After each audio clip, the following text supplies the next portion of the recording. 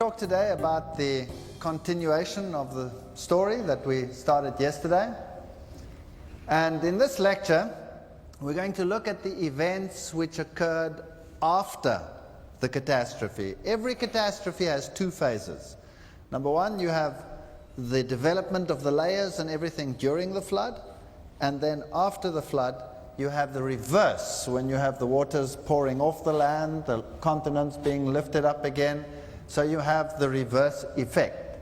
So yesterday we dealt with this part of the geological column where you have most of these fossils, and we started talking about dinosaurs and creatures like this, and I showed you insects and fish and trees and all kinds of fossils like that. Today I'm going to talk about these top layers, the Cenozoic layers, and we're talking about the tertiary and the quaternary. That's where we find most of the mammals and the birds. And very interesting, between these layers, between these Mesozoic layers and these Cenozoic layers, there is a layer which is called Cretaceous. Now in German it's called Kreide, which means chalk. And chalk is an interesting deposit because chalk is accumulated from the calcium carbonate shells of unicellular animals or algae. And so the question is, why do we have this chalk layer at that level over there? Now, one of the best places to see this chalk layer is, of course, if you go to the White Cliffs of Dover. There you have this massive chalk deposit. And this raises a number of questions as to how did it get there, what are the time implications for it to be there. And one would assume that to lay down a layer like that of chalk would take a long period of time. But today we know that if you have pollution circumstances like in the Mediterranean Sea, you can get massive algal deposition.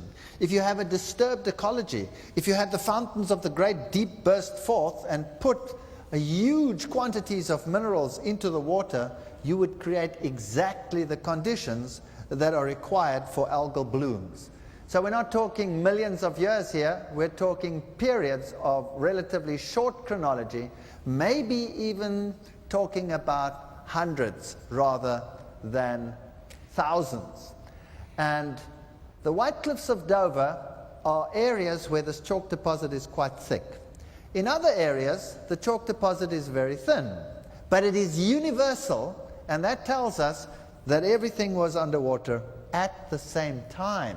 Continent, continent, continent, everywhere, everything was underwater at the same time. Now, if it is thin, it tells us what? If the layer was thin, it tells us that it wasn't underwater very long. If it's thick, it tells us that it was underwater for a longer period of time. And it's interesting that if you correlate history, you will see that these islands, for example, have not been populated for thousands and thousands of years. Everything is fairly recent history. In other areas, of course, where Ararat was, it would have come up relatively quickly. So you don't have that long period of time. This is typically what it looks like under a microscope. You have these calcium carbonate shells over here of these algal blooms that you had. If you go to the coasts of Spain, for example, you have a lot of these little unicellular shells of these little unicellular organisms in the seas called foraminifera. Lots of evidence for tremendous blooms of these organisms. Now I'm going to take you to an interesting place. This is the famous Bighorn Basin, where you have the Bighorn Mountains and the Beartooth Mountains. And I just want to run this by you just for a while. Think upon this. Imagine that you're taking these mountain tops right down to their previous level. And you're taking that one down to its previous level. So there are no mountains, everything is flat. You flatten it out. And you cover the earth with these layers that formed during the flood, as we explained it yesterday. Then you would find the following. These layers down here, which I've coded as red, are the Mesozoic and the Paleozoic layers. Those are the same ones you'd find in the Grand Canyon, for example. Here they are, and imagine that that is down at that level, and everything is flat, and they're covering the whole bit. Now, after the event, you have uplift. And so this Beartooth Mountain range gets lifted up. Up it goes. What happens to the water that's on top of it? It'll cascade down into the valley. Now, if you look at the layers along these mountain ranges and in this valley, you will see, interestingly, that they are folded up on the sides, like that. You see that? What does that tell you? It tells you that those layers were there when this mountain was uplifted. Is that right? And it tells you that they were soft, or else what would happen if they were solid sheets of rock? They would just break up into blocks, right? So they were soft when they were uplifted. And on the other side over here. But this side must have come up quite quickly because we have a fault here, which is called the Beartooth Fault, which is a tear in the earth. A tear. So it went up very quickly, and it moved these layers up, and this side also came up, but probably slightly slower, and you'll see the warp is not quite as great. Up it goes, and you have this basin then. Now, if you look at the green layers, what are they? Are they folded up on the sides, yes or no? So what does that tell you? That they weren't there when the mountain was uplifted, is that right? Why? Because else they would also have been folded up on the sides. Are you with me? Okay. So these layers are the young layers. And what are they covering up? Well, obviously, they are covering up whatever was floating on the top of these layers before they were formed. So I would like to suggest that these deposits are the deposits in the reverse of the flood. So when the mountain ranges and the continents came up and the water cascaded down into these valleys, it buried what was in those layers. So these layers actually are recycled material. And if you look up top there sits a mountain.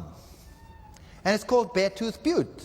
And it's a very strange little mountain because it is of the same rock material as those layers down there. Now, science has a problem because they say that all of this took how long? Millions and millions and millions of years. And the question is, why is that little mountain sitting up there? How did it get there? You see, if the age of this material is very old, like they say it is, because it's from this bottom material, they have a problem that it's now some 10,000 feet higher than the rest of its pals who are down there. How do you get it up there? Well, they have to develop means of getting that piece up there. And they use thrusting. So they push it uphill by forces, tectonic forces or whatever. They thrust it up there until it sits up there. Major problem. There's no evidence that it ever was thrusted. There are no push lines. There's no breakup. How do you get this whole mountain? There it is. It's a pretty neat little piece of rock sitting right over there. It looks like it's always been quite happy there, doesn't it? All right, so how did it get there? If I go back to that previous slide, let me suggest that these layers were covering everything. They were on the top there as well. If you take that down in your mind's eye, everything was covered. Now you're pushing it up. What happens to the water? It goes from left to right down into the valley. Is that right? And it goes from this side down into the valley. And before this was washed away, also, what happened? The water was gone. So it's a relic of the flood. That would explain it. All right, now these Cenozoic layers, these ones over here, are actually, if you go into the paleontology, burial sites. They are graveyards. And this is something very hard to explain by the scientific fraternity. By the way, these mountains all get their name from that little peak over there, which is the Beartooth. And I thought that was quite cute, so I just put it there for fun. It's not important at all. All right, look at that. These are the tertiary deposits. Those layers in the top there, those young ones, and what do you see in them? You see them jam-packed with bone chips of mammals. So here was a scenario. The flood waters covered the earth. There was huge quantity of floating debris, dead animals, bloated animals floating all over.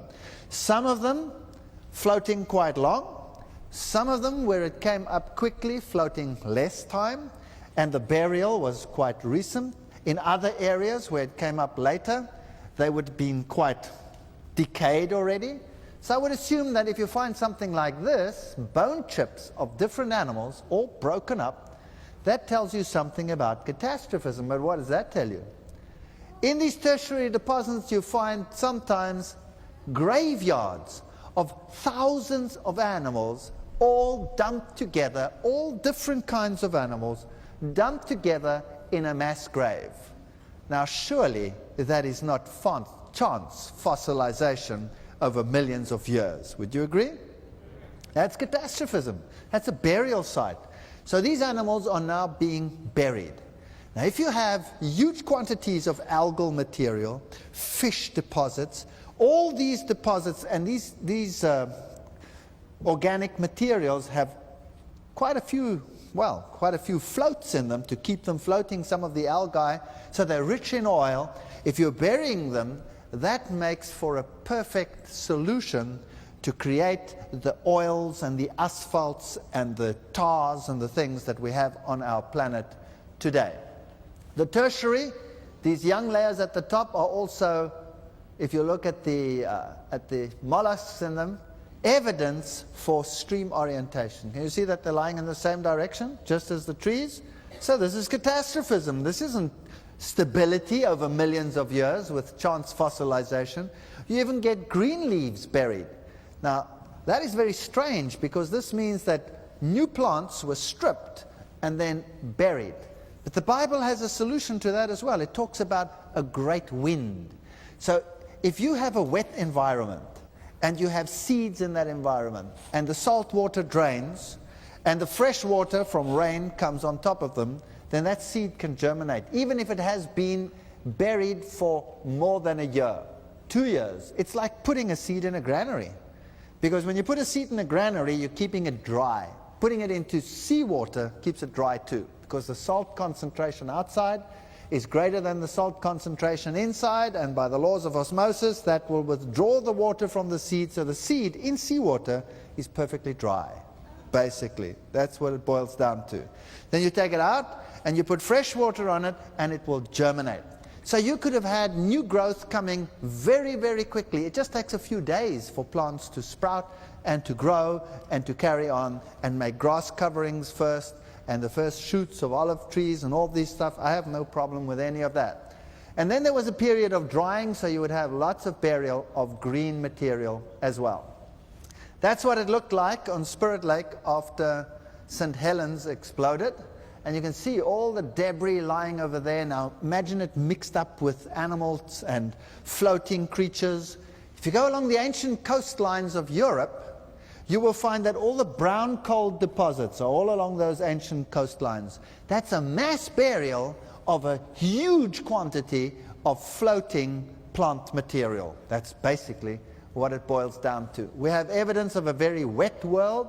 These young deposits at the top are full of algal deposits, like algal fossil beds, like you have them over there. There are water ferns.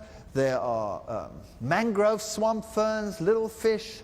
So you would have lots of post-catastrophic catastrophes. So a lot of the lifting of the continent would cause inland seas to break up and lakes to form and to break open with the movement. So you'd have lots of little catastrophes taking place. Here are some dragonfly nests fossilized in that area, and some beautiful insect deposits as well. And we know something about the temperature. If you go to Europe, you will find fossils like this in Europe. Here is the beechwood, and there is the fossil leaf. There's the living form. And here you have the certain butterflies. If they're in the fossil, they say it's a different species, but it's exactly the same as the thing that lives today. And here you have Persian ironwood. And there's the fossil, and there's the living one. So these are in these top layers.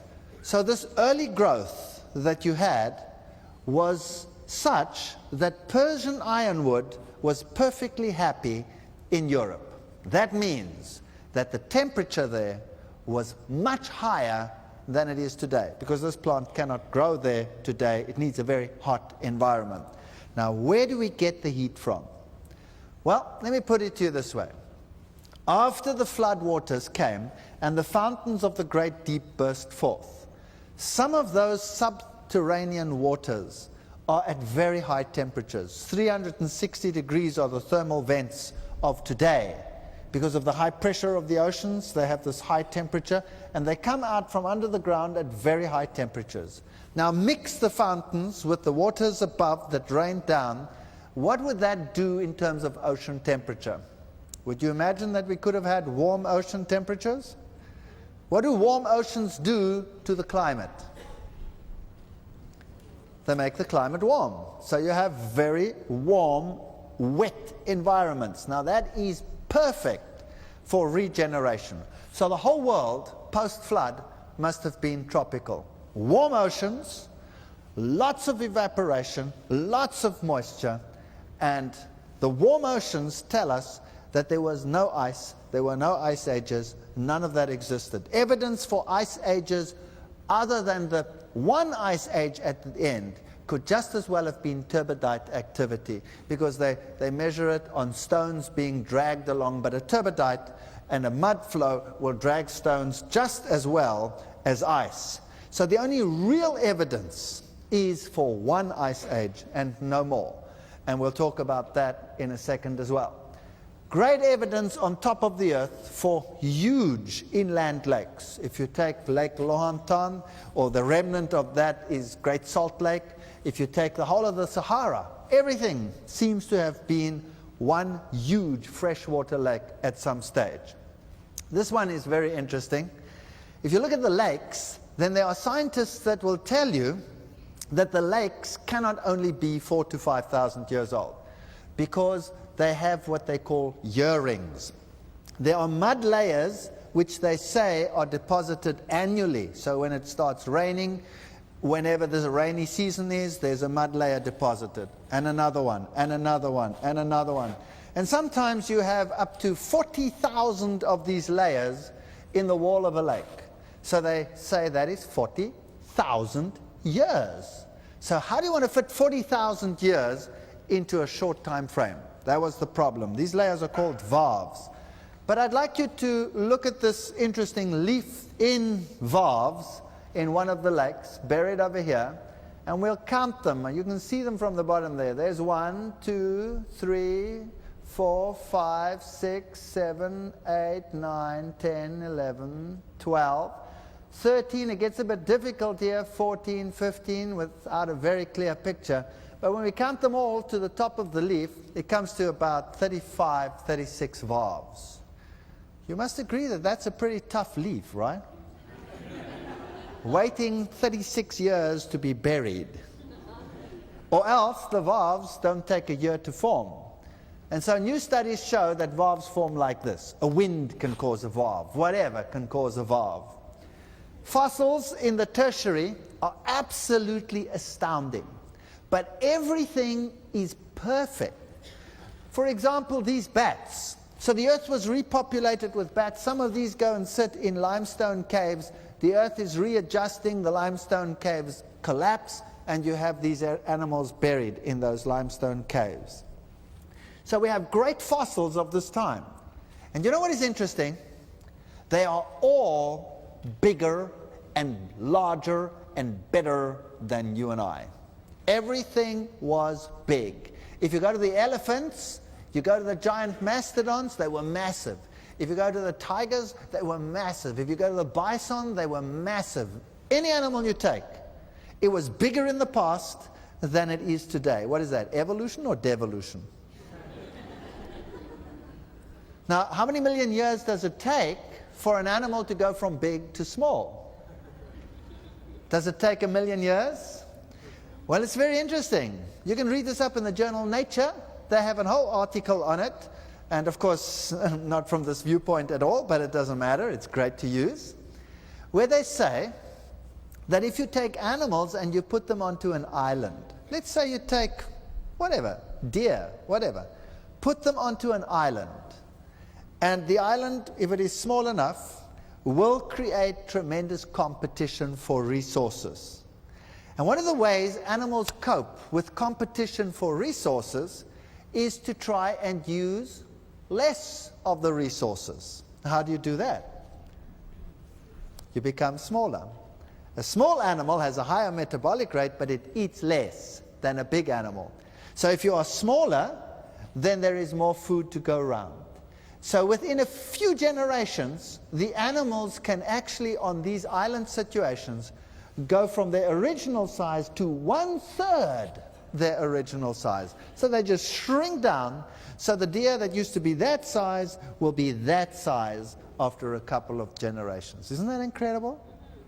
If you take human beings and you have not a very good diet, a slightly impoverished diet, only grains or something like that, you get very small people. What did the Japanese look like before the war? If you look at the old cartoons, you will see that the military cartoons, they will have the Americans standing over there, and then they'll have the Japanese standing on a box, and still not reaching to the shoulders of the American. That's how they used to depict them in the war, to show how small they were. Today, well, 6 foot, no problem. The other question we would like to ask, if this is so, then how come we have such perfect fossils if it was such a short chronology? Surely it takes a couple of million years for the fossils to form. Doesn't it take a long time for an animal to turn to stone or something like that? Well, this is a very interesting hat. Do you like it? Yeah, I think it's cool. I wouldn't mind wearing a hat like that. Only trouble with this hat is that it'll be a little bit heavy. It's in one of the museums of one of the mines in Australia. Because you see, what happened was there was an abandoned mine that hadn't been used for a couple of years. And then someone went down to investigate the mine, and they found the hat of one of the miners down in the mine. And this is it. And it's in the museum. Only problem is, it's turned to solid stone. It's a fossil.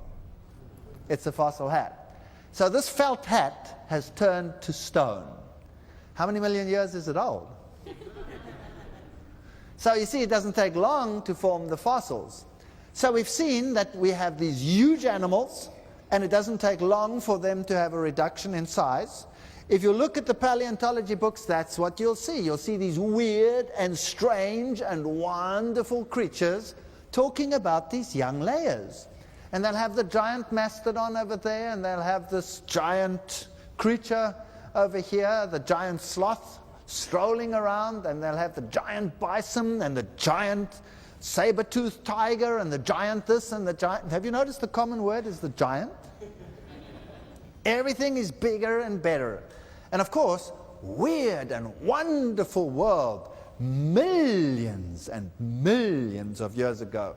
They'll date this at about 40 million years ago. 40 million years ago. By the way, when did man start evolving according to the theory?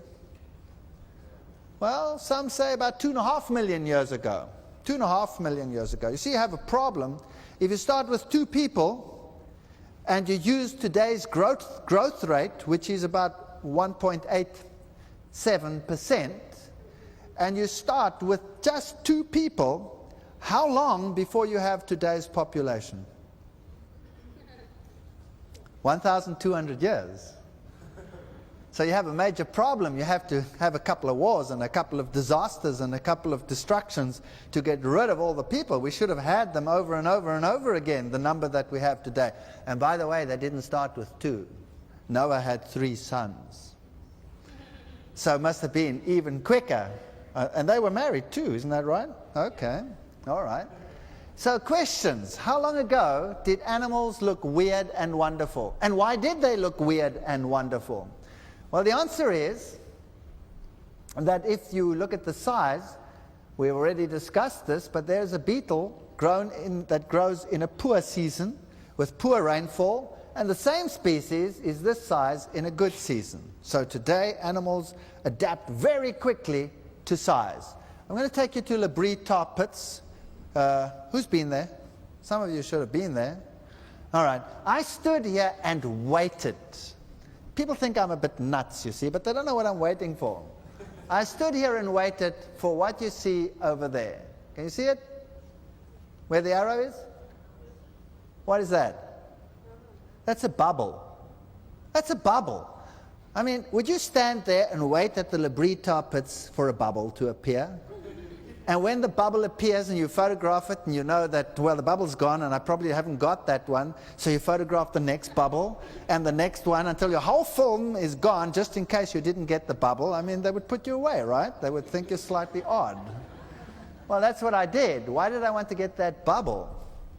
Well, you see, the tar comes from the layers underneath where all this organic material had formed tar, and pressure builds up above from the rotting process. That's what fermentation is all about. And then you get this pressure of gas, and the gas pressure pushes it up through cracks in the ground, and it bubbles out at the top. So you have these fissures where the tar comes out, but it's still bubbling.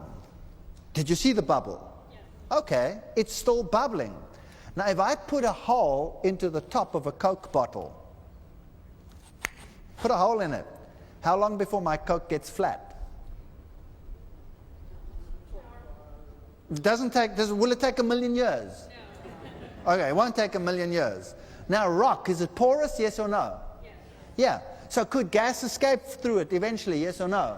So how long is this Coke bottle still bubbling with all these holes in the cap? Can you see that this tar cannot be millions of years old? If you draw oil, what happens if you strike it? Why? Because there's still, the Coke is not flat yet. Are you with me? So if it's not flat, how many millions of years old is it with all the holes in the bottle cap? Good question. Okay.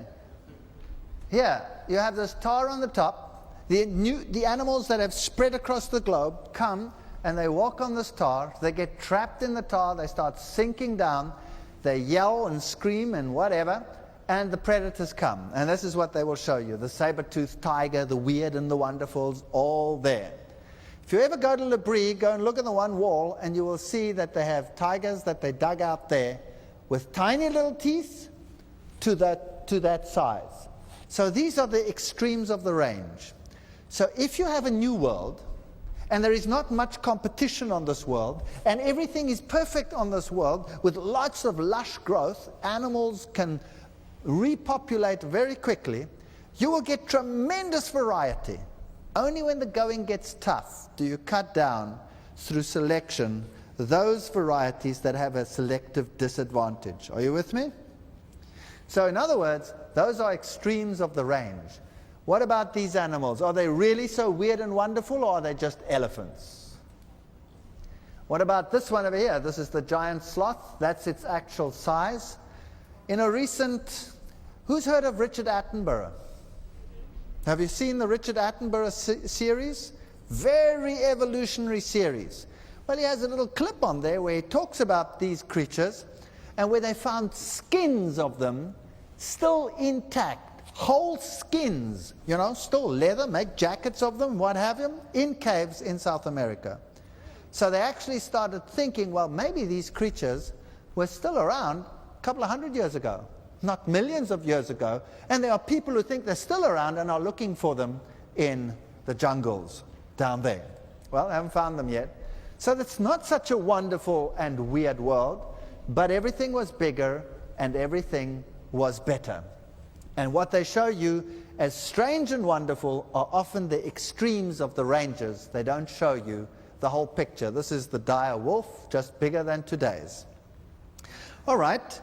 Now, if the animals from the ark, think about this, if the animals from the ark could repopulate the earth, then the land bridges between the continents must still have been there, right or wrong? Otherwise, how did they get across? The land bridges. How did they get from one continent to another, right? Could the continents have been totally separated after the flood, yes or no? No, otherwise the animals wouldn't have been able to get across. Does that make sense? So something must have happened after the flood, before the continents fully broke up. Is that correct? And we also have a world today where there is ice and snow and sleet. Is that right? So something must have changed and brought about ice and snow and sleet. Is that correct? Is it possible to get the populations of animals that we have today in the time frame available? That's another question. Now, we've dealt with that. We've talked about the human beings. How long would it take, did I say? Just 1,200 years to get today's population, starting with 2. If I had elephants, they have a longer gestation period, but a shorter generation period. There could be, after 300 years, there could be 6 million elephants on this earth. 6 million elephants. It takes 76 years, we have evidence of that in Australia, from one pair of rabbits to get billions of rabbits. Rabbits are very good at multiplying. How long does it take for mice? Very quickly. How long does it take for them to migrate? Well, we used to think millions of years. Forget it. Today we know that when a new animal hits a continent, within 70 years it can move from the top to the bottom, even if it's as small as a mouse. So it doesn't take millions of years. So imagine now this planet. I don't know what the time frame is. I cannot even guess what the time frame is. I have a couple of clues maybe.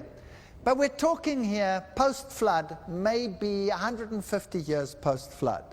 Animals have started to repopulate the world. As I said, it takes 80 years for a mouse to have traveled from the tip of Africa, the bottom of Africa, all the way around Europe, right down through America to the tip of the bottom of America, South America. So it doesn't take, we don't need a long time here. So the animals are repopulating the earth.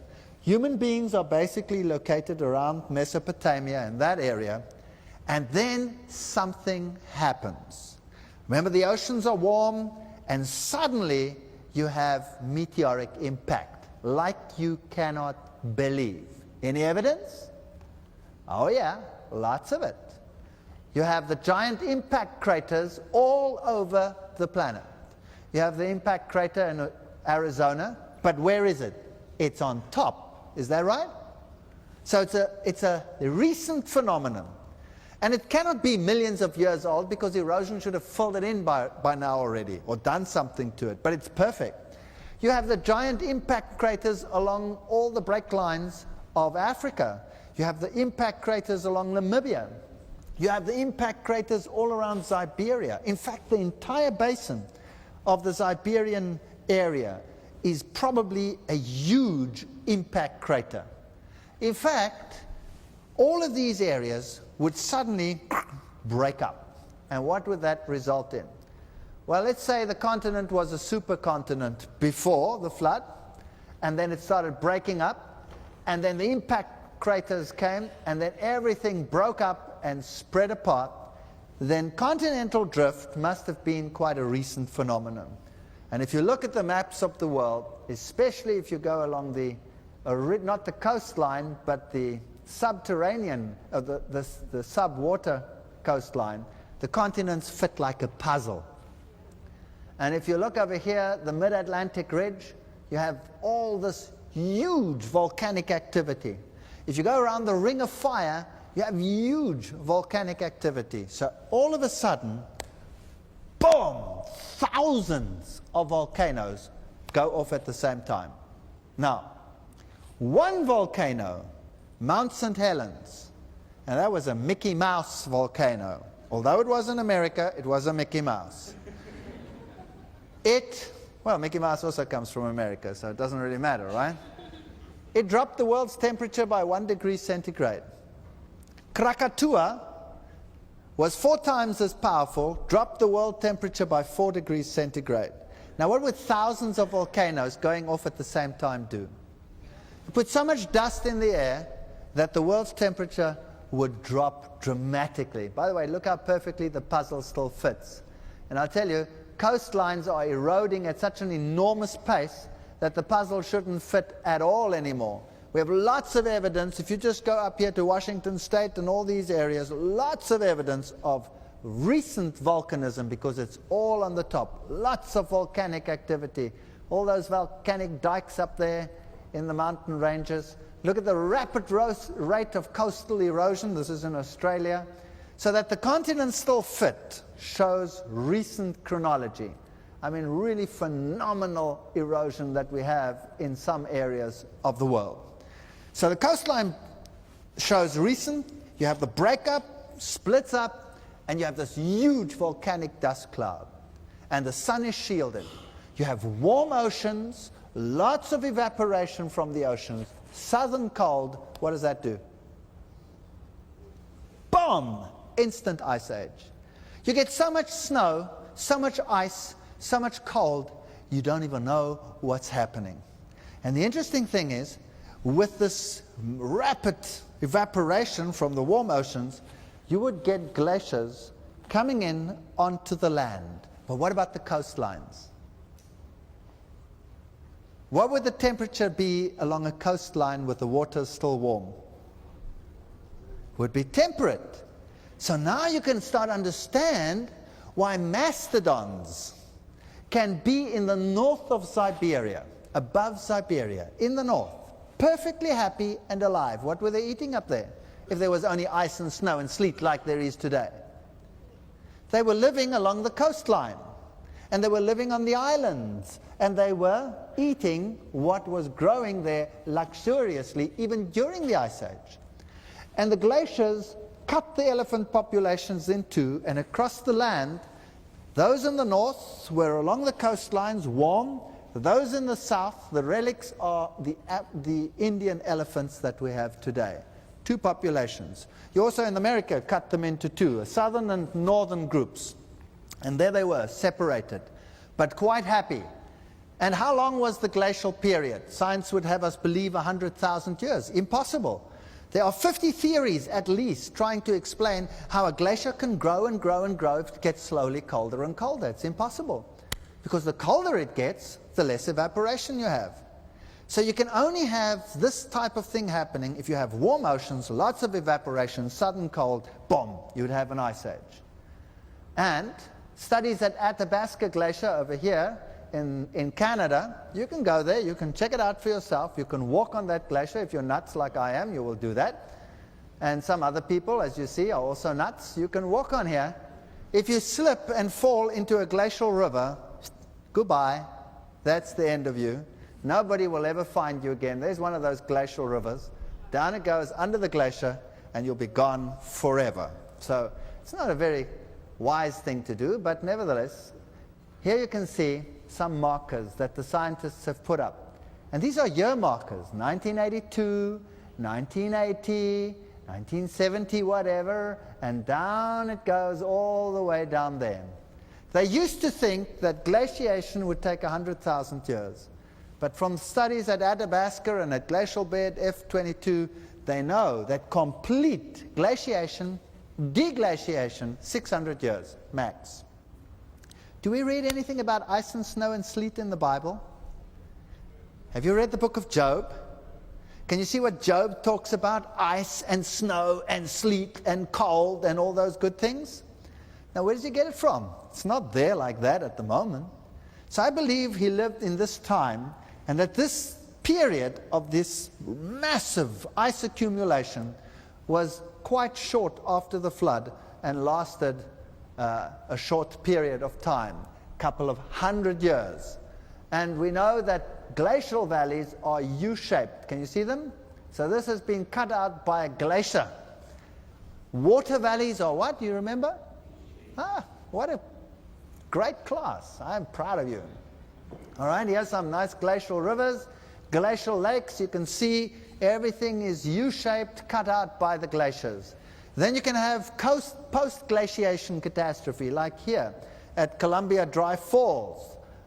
What is happening over here is quite interesting, because for long periods of time, scientists said this also took millions of years. But now they have to admit, and this is their own placard, Story of Dry Falls, and it says over here, they bear stark witness to the tremendous power of catastrophic floods. that swept over eastern Washington at the end of the last ice age. Of course, they got the time wrong over there, 20 million years, but never mind that. They're at least admitting to catastrophism. So you had this glacier cut off a lake, and when the glacier started receding and broke open under the pressure of the water, you have this huge body of water cut out this tremendous dry fall area, and then the glacial water was gone, and the problem was solved. All right, so these mastodons lived in the north, cut off from the south, not millions of years ago, but relatively recently. Now, because they were so big, and because they were so woolly, scientists put their age at something like 40 million years ago that they roamed the earth. And then, oops, they found spears in them. Oops. Recalculate. So they have them living closer to the dawn of man, which they put at how many million years ago? At about 2.5 million years ago. And so they have man down there at the bottom with his spear hunting the woolly mammoth. If you go to the caves of the world, if you go to France, what is that on the cave wall? That's a woolly mammoth. Now you know what? Caves are supposed to drip and cover up and grow and cover, yes or no? And in millions of years, everything that was drawn against the wall should be covered up or eradicated, right or wrong. These drawings are perfect, absolutely perfect. In fact, in Africa, where these millions of years old cave drawings in the whatever, the deserts of the world, you find them against the walls, having been there for millions of years, but in the last 100 years since they have been discovered, they're disappearing so quickly that they're now all protected. Isn't that strange? How did they survive so long if they're disappearing so quickly? So man and these animals were contemporaneous. What is more, they're taking them out over there, out of the ice, and they made steaks of them, fed them to the dogs. Human beings ate the flesh of mastodons. And I wondered to myself, 40 million year old steak and still edible? By the way, the humans got slight diarrhea. That was it. That was the only problem. The dogs didn't bother at all. They asked for more. So how did it happen that these animals got buried in ice? There they were in the north, beautifully walking around these warm oceans. By the way, we know the oceans were warm and that the glaciers were there. Have you heard of disharmonious fossil assemblages? That's when animals are together that shouldn't be together. That's a disharmony, right? So in England, you will find fossils of reindeer with hippopotamus together. Does that make any sense? None whatsoever. And crocodile. So the glaciers were pushing the reindeer south, but it was warm enough along the oceans for hippopotami and crocodiles to live together. Now, when the ice melts after the ice age, and we saw how quickly glaciers recede, so it doesn't take millions of years, suddenly you have an exponential ice melt. And you have huge bodies of cold, fresh water flowing out onto the ocean. And this water is less dense than seawater. Does that make sense to you? Fresh water is less dense than seawater. So it makes a layer on top. And then at night it gets cold, and what happens to that water? It freezes. So when the ice of the glaciers started melting, that's when the big freeze in the north took place. And instantly, those oceans that had preserved life up there formed an ice layer over the top, and they were frozen over. These animals suddenly were cut off virtually in a short period of time from their food source. Everything froze over with a melt, not with a forming, with a melt stage. And so they had to move from place to place. And everything was ice, and they were heavy, so they would crash in and they'd get buried in the ice. And that is why they are there. But how many millions of years can they be old if you can still eat the flesh? And there is an embryo of one of them, perfectly preserved. They are not as old as we would have them believe. So we see how science changes its mind. 40 million years, boom! Just cut those millions out and put them contemporaneous with man to fit in with the new facts. Time and again, we are confronted with this issue of the evolution of man. Here is an old-time magazine. Its title is How Man Began. Here is a newer time magazine. Its title is How Man Began. And every time you have these ape-like creatures over there. And I'd like you to look at this so-called ancestor. Can you see all the scratch marks on his face? And all the blood and smeared all over his face. Now why? Why did they put that image up there? See, it's the mindset. It's not unfair. This is their mindset. This is how they think. This is how I used to think. Obviously, in the past, everything was primitive and less advanced than it is today. Is that right? So they were fighting and clawing and scratching and eking out a living by whacking each other over the head and living that way. So they were vicious, primitive creatures. That's what the world believes. And out of that, you must go to something advanced. Let's have a look at some of the evidence. No scientist says that man evolved from the apes. We used to ridicule creation scientists because they used to use this as a frame, as a forum. We didn't come from the apes. No scientist says that. The apes and man are common descendants of a common ancestor. Are you with me? Your real ancestor is this little guy down there, the tree shrew. Meet your ancestor. That's what he looked like. And he changed over time, and his eyes, instead of being on the side, moved to the front, like this creature up there, this primate, where the eyes are in the front, apparently to judge distance better. Although this guy never makes a mistake when he jumps, somehow they think that is what happened. And then the brain developed, and that's when the primates started developing. And eventually the primates came down from the trees. They were arboreal, they lived in the trees. Then they came down, and they had a total change of diet. They were quite happy with bananas and leaves, but then they developed a liking for the buck and the deer and what have you in the plains, took a club, clobbered them to death, and started eating meat. So they say. So there was a change in diet. And the theory, the popular theory is that man has his cradle in Africa, and this is called the out of Africa theory, and spread to the rest this way. On the other hand, also in the very same textbooks, you will find what is called the multi-regional hypothesis, that man sort of developed contemporaneously with some of the others and didn't really have a particular cradle. So the evidence is obviously confusing enough to say, now hang on a second, did he come out of here? Did he come out of Asia? And all kinds of arguments surrounding this issue. Let's have a look at some of the evidence. Firstly, get it into your minds that man did not evolve from the apes. The apes and man are end products of some unknown previous ancestor. Are you with me? All the fossils that they use to show the lineage of man were also contemporaneous with man. Are you with me? So there's no such thing as any fossil that they are using as an example of one that existed before man existed. They are all contemporaneous. So they know that they're not on the line, but they're using them as an example. They're saying, I know that this creature lived at the same time as man, but he has possible features common to the common ancestor. That's very, very important that we realize that. So the old world monkeys, the new world monkeys, man were there at the same time. Remember that yesterday we saw that all the creatures were basically, all the phyla were there from the beginning.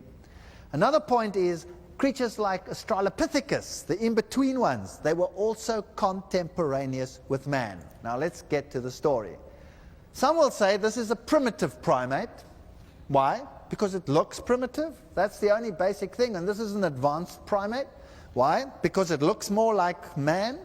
This is not a criterion. Or this is an advanced primate, the orangutan. But the ape-like ones and the man-like ones were contemporaneous. They lived at the same time. Yet, we are to believe that you went from the haunched gate to the upright gate. And somehow, in that, freed the hands, and this made for greater intelligence, and what have you. Now let's have a look at what the various groups say. This is Louis Leakey over here. He's of course dead now, but his whole protege are the ones that are carrying on with this work. Their ancestor is this one over there. Australopithecus is the one. Australopithecus, pithecus means ape. So this is an ape. But they say that this ape, although he lived together with modern man already, has features that were probably in between sort of the really modern apes and man. And then they take him through various lines of Pithecanthropus erectus and Homo erectus to Neanderthalensis over there, Neanderthal man, and then Cro-Magnon man over there. That's their lineage. And their most famous fossils were found at Olduvai Gorge, and all of them are either 100% ape or they are 100% hominid, human-like. This one over here, Olduvai Bed 2, they find this famous skull, which is skull 1470 from the Kenya Museum. There it is. That is the ultimate in-between fossil. That's what they've got of him. That's it. And they say the skull is 100% ape. No doubt, he's an ape. No doubt. But he probably walked upright, so they say. Why? Because you find footprints at Olduvai of human-type footprints, and they say that they were made by Australopithecus. Now, problem. Humans and Australopithecus, were they contemporaneous, yes or no? In fact, in Olduvai Bed 2, they find the skulls. In Olduvai Bed 1, which is older, they find remains of human huts. So who was there before? Humans were around. So who says those footprints are ape footprints? Who says they're not human footprints? In fact, they have all the features of human footprints. In fact, they are human footprints, but they want them to be something else. And there is no other complete fossil to make it anything else. So there are many scientists who are saying Australopithecus is just another ape. By the way, they have different species of Australopithecus. You get very sophisticated. You have Australopithecus robustus, which means the robust one, the tough one. He had a ridge on the top. Then you have Australopithecus africanus, the one who comes from Africa. Then you have Australopithecus afarensis, the one who comes from far. And they're all different species. Did you know that male gorillas have a ridge and female gorillas don't have a prominent ridge? Does that make them two species? But when you find them in the fossils, it certainly does make them two species. Well, this is Johansen. Johansen is the next one to bring evidence for the Australopithecine line, but he has another source. His most famous fossil is this one over here. She's called Lucy. You've all heard of Lucy? Lucy is no beaut, as you see, but anyway, she is the ancestor type, according to him, but contemporaneous with man already. Have you all got that? Okay. Now this is his fossil. The head over there is 100% ape. You cannot change it. He says that the arm-to-leg ratio is halfway between that of man and the apes. Now, in man, the arm is 75% the length of the leg. The leg is longer than the arm, all right? So the ratio is 1 to 0.75. In an ape, the leg is as long as the arm. So the ratio is 1 to 1. Lucy has a ratio, if I remember correctly, of 1 to 0.87. That's nicely in between the man and the apes. But if you look at the fossil, there's a big chunk of the arm missing over there. There's a big piece missing over there. By the way, there's a piece missing over there as well. There's a femur. The other femur is not there. The tibia is not there. There's a huge chunk missing over there. How do you calculate 0.87? You know, I'd like to have his computer. It can do more than mine can. So let's forget about the ratio. You can't tell. So another bit of evidence, he talks about the hip. Now there's the hip. The hip, he says, is such that Lucy walked upright and not like this. She walked upright. Question. Is it with this hip that she walked upright? Well, not quite. You see, this hip is 100% ape.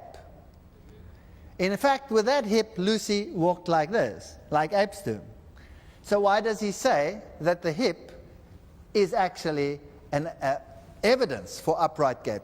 Well, he says the hip got twisted during fossilization. But you see, there's only one hip, so you can't see whether it was twisted because the other one's gone. All right? So how do you know? You don't know. And if it is like it is, then she was an ape. So how can he be so sure? Well, he's sure because of the knee. You see, the knee is the one feature on this fossil that is human. And therefore, if the knee is human, then the hip is human, and the arm-to-leg ratio must be in between, and the skull must be ignored. Trouble is that the knee, and that they don't tell you, was never found with the fossil. The knee comes from other rock strata, totally different rock strata. And man and the apes were contemporaneous. The knee does not belong to Lucy. It wasn't found with Lucy. So if you take Lucy, what was she? 100% ape. So there are people that write in scientific journals which say she was probably something like a pygmy chimp. So what evidence is there for the ascent of man? What about the Neanderthals? There's a nice Neanderthal skull over there. A lot of these actually come from grave sites, and there is this one looking like, like a moron. Where does he come from? We know that this is the type fossil that they used was of an arthritic man, probably syphilitic, because you can see from the bone structure that there was a major problem here. So this is an old arthritic man with another social disease which changes bone formation. Interesting, their brain capacity was larger than yours and mine. So if anything, we've gone backwards.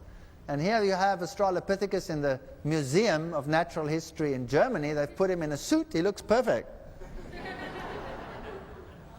So as far as he's concerned, he's 100% man. If you go to special fossilized remains like tar pit organisms like Grauballer man and Talon man over here, you find them buried with trinkets and with sun god offerings, so sun worship was very important. You will find that their throats are slit, this one here for example, from ear to ear, so he was a sacrifice to the sun god. And interesting, some of these fossils are very large. In fact, they are meters tall. 2.5 meters is nothing unusual for some of these. So you have major problems here with size and retrogression and all of this. So what evidence is there for the ascent of man? When the Iceman was found, big excitement, huge stories about Iceman found in the Alps, and then deathly silence. Why? Because he was so ordinary. That was the problem, he was so ordinary.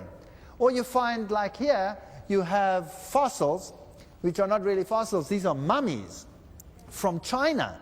Perfect Caucasian people, just like any Caucasian of today. There's the female, 100% Caucasian.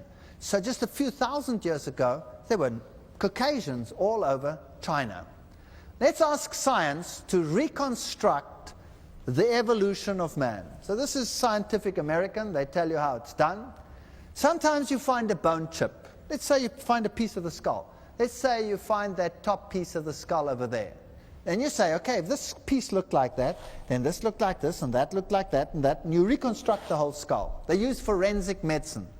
Now please, with forensic medicine you have the whole skull and you reconstruct what you see. Here you have a tooth and you reconstruct the whole skull.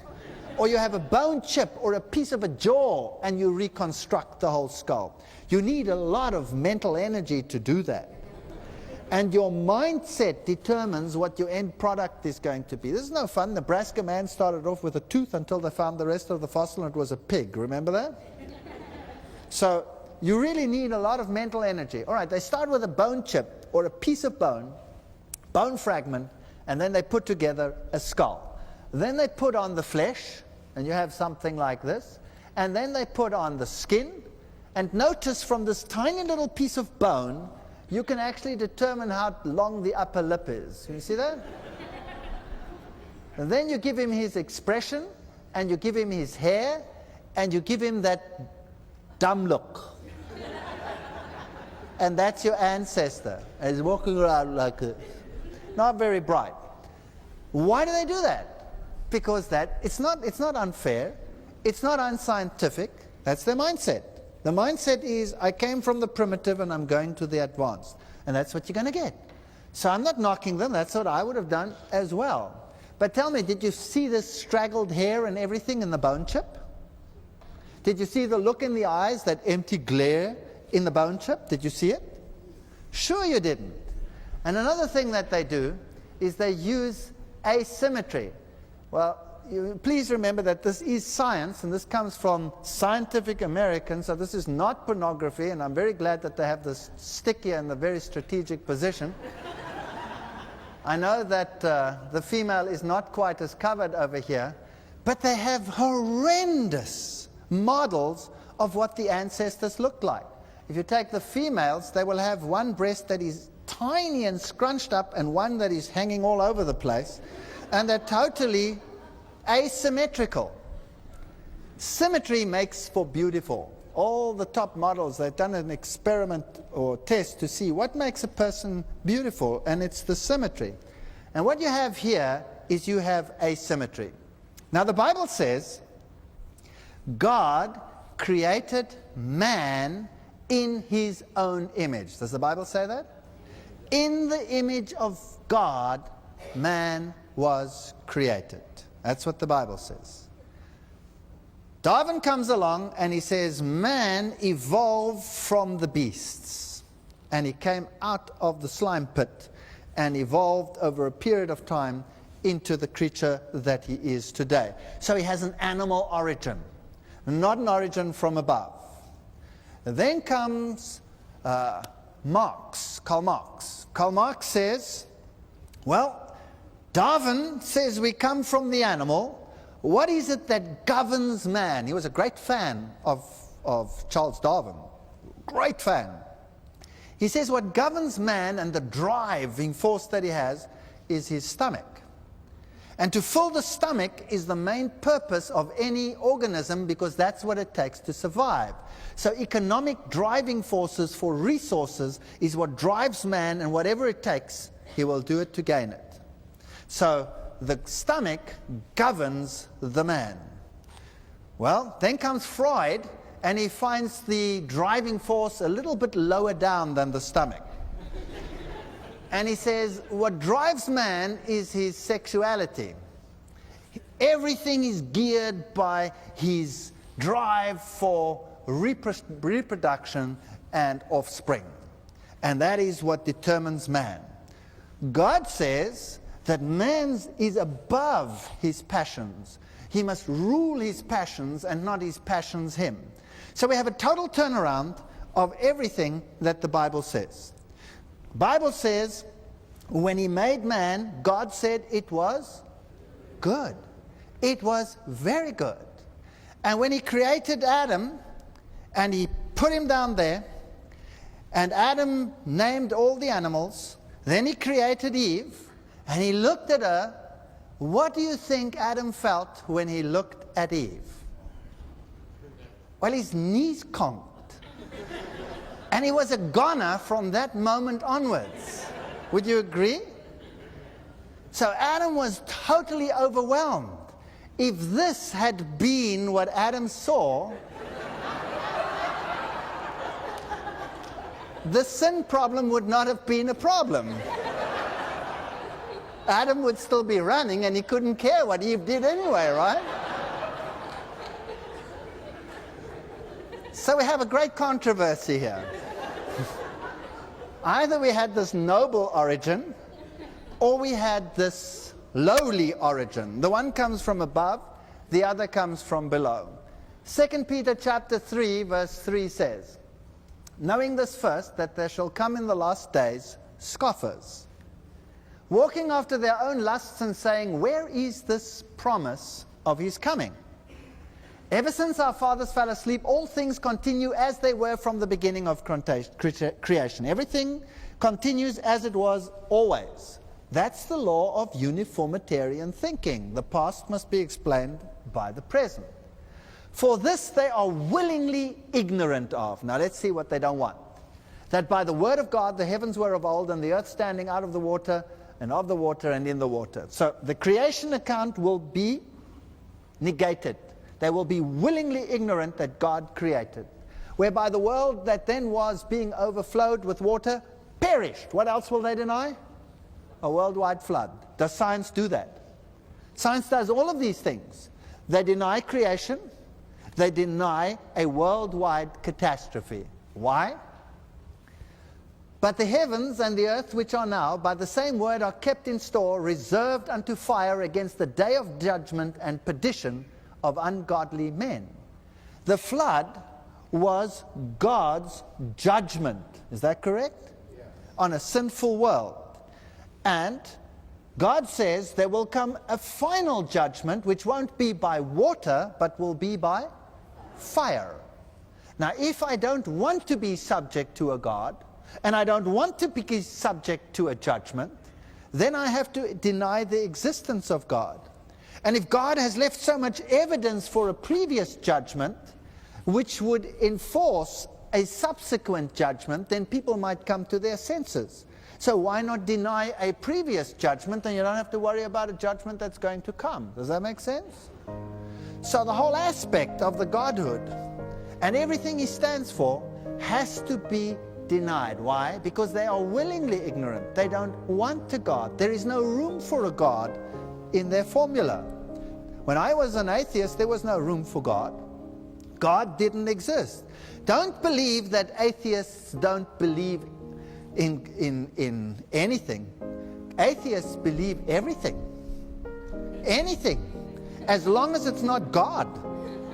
Right? That's what atheism is about. You'll find atheists in the New Age movement thinking that they themselves are God. Isn't that right? You will find them in the spiritistic world playing and all these kinds of things. And talking with spirit mediums, that's fine. Working with their spirits, but please, no God.